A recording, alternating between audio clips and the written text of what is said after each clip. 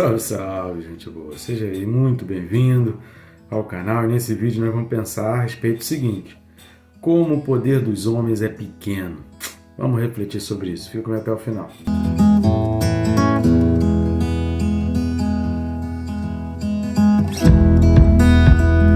Mas antes, não esqueça de se inscrever, né? Clica aí no botão de se inscrever, aproveita e clica no sininho para que você seja notificado a cada vídeo novo que é postado no canal. Nosso objetivo é estar abençoando vidas aqui, trazendo uma reflexão, alertas, um chamamento, um despertar espiritual e um aprendizado que vai servir para você aí fazer o teu TSD, preparar uma mensagem, ou aquele estudioso da Bíblia que quer realmente compreender. Então, eu sei que vai ser bênção para muita gente. Então, querido, curte, comenta, compartilha. Curtindo e comentando, você está ajudando a gente a alavancar o canal de uma maneira orgânica. O próprio YouTube também já vai mostrando para mais pessoas. E compartilhando, você vai fazer esse vídeo chegar a pessoas que eu jamais vou conseguir fazer. Jesus disse que a gente faria obras maiores. Então, vamos começar, me ajuda nessa aí, da gente fazer obras cada vez maiores e levar a palavra de Deus a cada vez mais pessoas. Conto contigo nessa tarefa, nessa missão que Deus está confiando para a gente. Tenho certeza que Ele vai te recompensar e te abençoar rica e abundantemente. Texto desse vídeo, Apocalipse capítulo 8, os versículos são 8 e 9, a segunda trombeta. A segunda trombeta está registrada em Apocalipse 8, versículos 8 e 9, que diz assim: O segundo anjo tocou a trombeta, e uma como que grande montanha ardendo em chamas foi atirada ao mar, cuja terça parte se tornou em sangue, e morreu a terça parte da criação que tinha vida existente no mar, e foi destruída a terça parte das embarcações. Esse aspecto aqui da montanha ardendo em chamas, infelizmente a gente não vai ter muito tempo para refletir em cima disso, mas é algo que é muito grande, que é um despertar muito grande, e que os homens vão perceber a sua pequenez diante desse acontecimento aqui. Agora, querido, que a gente não pode deixar, né, de pensar nisso, como a gente falou no vídeo anterior. Assista o vídeo anterior, não assista esse vídeo de maneira isolada, assista pelo menos os 3 vídeos anteriores a esse daqui, para você ter uma compreensão maior. Nunca tire conclusões completas em cima de um único vídeo, porque a gente está estudando aqui parte a parte, então os vídeos são complementares, as informações elas se complementam. E aqui o que a gente está vendo na questão das trombetas é um repetir das pragas do Egito. Muitos acontecimentos aqui, eles vão ter uma amplitude agora, não só local do Egito, né, que a gente estava falando ali de uma nação ali do Egito, e agora a gente está falando do planeta Terra, agora a gente está falando de uma questão globalizada. Falar nisso, não só um alerta aqui, né, um parêntese, não confunda a globalização com o globalismo, tá? O mundo globalizado no sentido econômico, no sentido comercial, mercantil, é uma coisa. O globalismo é um sentido de tomar conta, tomar direção, assumir as rédeas ideologicamente da população do mundo todo. Então o globalismo é um perigo muito grande e, na realidade, ele faz parte de um alicerce para a plataforma do anticristo. Às vezes tem muita gente preocupado com algumas empresas, mas se você estudar, tem um vídeo muito importante sobre isso da Brasil Paralelo, que ele fala sobre os grandes ricos do mundo. Então existe uma pequena quantidade de pessoas que, na realidade, elas detêm o maior percentual acionário das maiores empresas do mundo. Então não são apenas os donos das maiores empresas do mundo que são os mais poderosos, mas ele é dono de uma empresa, você tem aí grandes redes sociais, empresas de tecnologia, são pessoas riquíssimas que você pensa que eles detêm o poder, mas eles não detêm o poder. A empresa tem um capital aberto e existem grupos de pessoas que detêm o poder de várias companhias dessa. Então, eles, na realidade, eles estão sujeitos àqueles que detêm o poder, que têm o controle acionário majoritário. Então, cuidado com essa questão de globalismo e comece a diferenciar do que é globalização do que é globalismo. Tem muitos vídeos aí no YouTube, eu recomendo uma pesquisa sobre isso para que você tenha uma compreensão melhor do que isso. Voltando aqui, a gente vai ver essas pragas do Egito se repetindo agora numa amplitude muito maior, numa questão mais extensa para o mundo. Êxodo capítulo 7 e Êxodo capítulo 9, a gente está falando aí da primeira praga e da sétima praga, estão muito semelhante ao que está acontecendo aqui dos versículos do 7 ao 9, que é da primeira e da segunda trombeta. Fatos muito semelhantes. E aí a gente para pensar assim, meu Deus do céu, uma história que está relatada aí, está escrita há mais de 5.000 anos.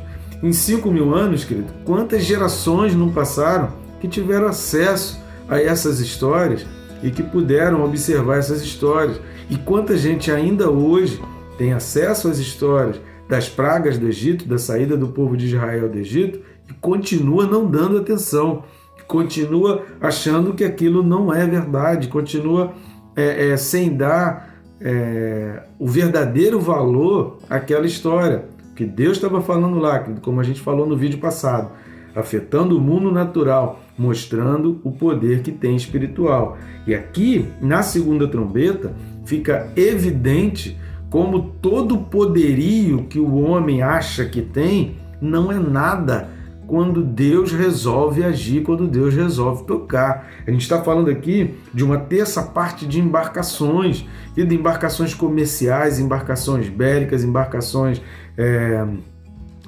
das marinhas de todo o país, embarcações repletas aqui de material bélico que tentam evidenciar uma prepotência e uma arrogância de uma nação contra outra. Então, todo o material bélico, toda uma série de custos elevadíssimos com material de guerra, tudo sendo destruído num único toque, num único tocar de trombeta.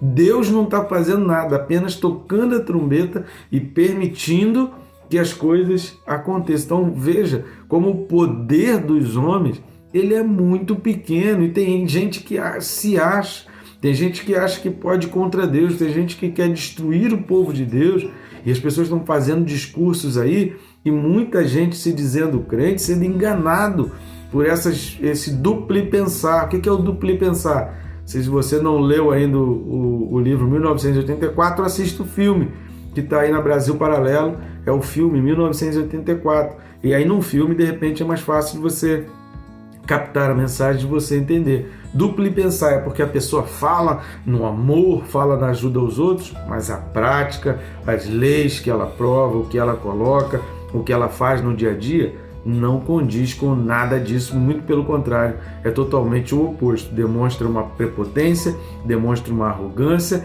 e demonstra um ódio cruel contra os princípios judaico-cristãos. Então, cuidado com todas as pessoas que tentam agir contra os princípios judaico-cristãos. Pessoas que são a favor do aborto, que você já tem que começar a acender uma luz ali. Essa pessoa não tem a menor noção do que é valor à vida, do que é amor ao próximo, do que é sentimento. Não tem como. Então não adianta essa pessoa dizer que ajuda um morador de rua e se é a favor do aborto. Ela não tem princípio, ela não tem um valor. Ela está fazendo uma coisa de uma maneira mecânica, sendo monitorada, né? Já viu aquelas marionetes? Sei quantos já assistiram aqueles teatros de marionete, que fica os caras com as linhas na mão assim em cima e os bonecos fazendo o movimento que a pessoa coordena. Na realidade, tem muita gente que está sendo invertida aí. As pessoas são os bonecos que não têm movimentos próprios, estão sendo coordenados por outras pessoas. Coloca a tua vida diante de Deus, querido. Peça a Deus para abrir os teus olhos. Será que eu não estou sendo enganado? Será que eu não estou sendo iludido por esse ou por aquele líder? Será que eu não acreditei demais e de repente não era para eu estar acreditando assim? Tudo aquilo que luta contra valores e princípios, foge disso, querido. Persiga os valores e princípios cristãos, foge da imoralidade, da pederastia, da pornografia, da prostituição, da lascívia. Foge, assista os vídeos aí, a gente tem vídeos aí no canal, não deixe, procura Gálatas capítulo 5, tem vários vídeos relacionados às obras da carne e frutos do Espírito, e o fruto do Espírito. A gente tem vários vídeos aí, assista os vídeos, está aí no canal, está disponível para você aprender mais sobre isso e você entender o final dos tempos. Então, a segunda trombeta, o segundo anjo, está falando segundo anjo e segunda trombeta, toca e vem chamas atiradas ao mar. Então, se a primeira trombeta atingiu a terra, a terceira trombeta vai atingir água fresca, que é diferente do mar. Aqui está falando do mar, das embarcações marítimas, daquele poderio bélico. Está falando de uma prepotência humana sendo lançada abaixo, sendo destruída, sendo aniquilada. E morreu a terça parte da criação. Perceba que não é somente o ser humano. Então, assim como aconteceu também nas pragas do Egito, que foram atingindo seres, outros tipos de seres, que fazem parte de uma cadeia alimentar, que fazem parte de um ecossistema, que fazem parte de toda uma estrutura ecológica e física, que a sua destruição vai ter consequências sobre a humanidade, sobre os seres humanos, e cuja terça parte se tornou em sangue, e morreu a terça parte da criação que tinha vida existente no mar, e foi destruída a terça parte das embarcações. Ou seja, o homem está sendo jogado abaixo. Só que o que a gente vai ver no capítulo 9 é que ainda assim pessoas não vão se arrepender. Queridas, as pessoas olham para o sofrimento. Já leu Mateus 10, 28? Se você não leu quando assistiu o vídeo passado, o vídeo anterior, leia agora. Querido. A gente não pode supervalorizar o corpo, supervalorizar o que é material, supervalorizar o que é natural. A gente precisa entender que o mundo espiritual existe e que ele tem supremacia sobre o mundo natural. Que o mundo espiritual ele é muito mais valioso que o mundo natural. Se a gente já sente a dor, se a gente não quer sofrer as consequências do mundo natural, imagina esse sofrimento durar para a eternidade, porque as pessoas serão lançadas no inferno de corpo e de alma. O que você quer para a tua vida? Deus ainda está te dando chance. Deus ainda está colocando nas tuas mãos uma chance. Então vamos baixar a bola, vamos acabar com toda a arrogância e prepotência e entender, nós não somos nada. Nós precisamos de Deus. O mundo precisa de Deus, porque a gente precisa refazer essa história que foi perdida lá no Éden. Se você não consegue entender a perda que aconteceu lá em Gênesis 3, se você não consegue entender todo o contexto lá, eu recomendo a você leia a carta de Paulo aos Romanos, do 5 ao 9, leia a carta aos Hebreus, leia 1 aos Coríntios, para você tentar entender. Pesquisa aí na internet, 1 Adão e 2 Adão, pesquisa aí no Google, você vai ver os textos bíblicos relacionados a isso. Felizmente o tempo nosso aqui é curto, mas você precisa entender aquilo dali e entender que a gente precisa de Deus, que a gente precisa de Jesus Cristo, que a gente precisa lavar as nossas vestes, como nós falamos aí no capítulo 7, versículo 9, e também falamos no capítulo 6, versículo 11 de Apocalipse. Tá os vídeos aí, é só você voltar lá para assistir. Nós precisamos lavar as nossas vestes, nós precisamos anunciar Jesus Cristo, nós precisamos contar para outras pessoas. Deus está te chamando nesse momento, querido. Entenda, nós não estamos falando de possibilidade e probabilidade, estamos falando de uma realidade futura, mas realidade. E qual a tua escolha hoje? Qual a opção que você faz hoje? Será que vale a pena se concentrar demais ao que é natural?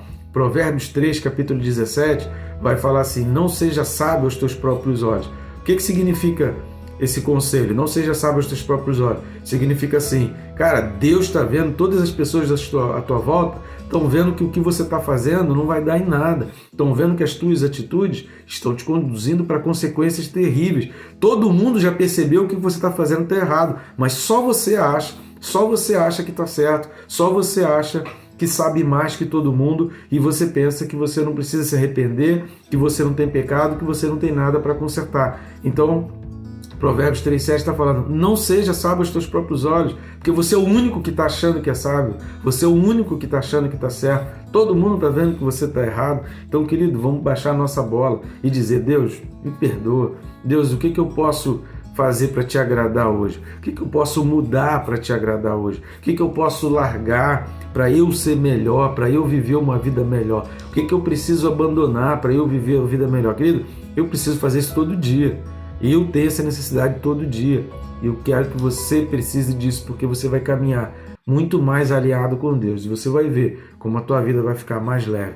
Porque o ser humano, a humanidade de um modo geral, está caminhando para uma prepotência, para uma arrogância. E o que a gente vai ver lá no número 666 é o alinhamento do humanismo. É o ser humano como centro de tudo, o maioral de tudo, o que manda, o que pode, o que dá ordem, o que destrói, o que constrói.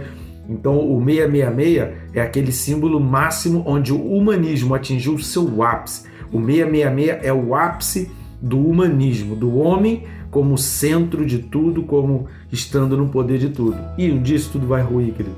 É um castelo feito na areia do mar, e um dia a onda vai bater e esse castelo ele vai se desmoronar. Então construa, querido, a tua casa na rocha, firma a tua casa em Cristo, firma a tua casa no mundo espiritual, sacrifica o teu Isaac. Você já descobriu? Você já assistiu o vídeo passado? Você pensou sobre isso? Qual é o Isaac que você precisa sacrificar? Tudo aquilo que você diz, eu não consigo viver sem isso, é um teu Deus, é um Deus para você. E Deus é um Deus zeloso. A palavra de Deus diz que o Senhor Todo-Poderoso não vai conviver com outro Deus. A gente precisa destruir todos os monumentos que a gente tem dentro da nossa própria alma, que estão competindo com Deus. A idolatria é um pecado, querido. Então a gente precisa abandonar a idolatria. Talvez você diga assim, mas eu não adoro santo nenhum. Mas tem coisas na tua vida que você diz, eu não vivo sem isso. Então isso é o teu Deus. Isso é o teu santo, isso é o teu ídolo. A idolatria é pecado. Já identificou o que você idolatra? O que é o teu ídolo? O que é aquilo que você não consegue viver sem, mas que Deus quer que você sacrifique? Esse é o teu Isaac. Sacrifique o teu Isaac, querido. É tempo da gente se voltar para o Senhor e entender que o homem não é nada sem Deus. Tá bom, gente boa? Que Deus te abençoe, rica e abundantemente.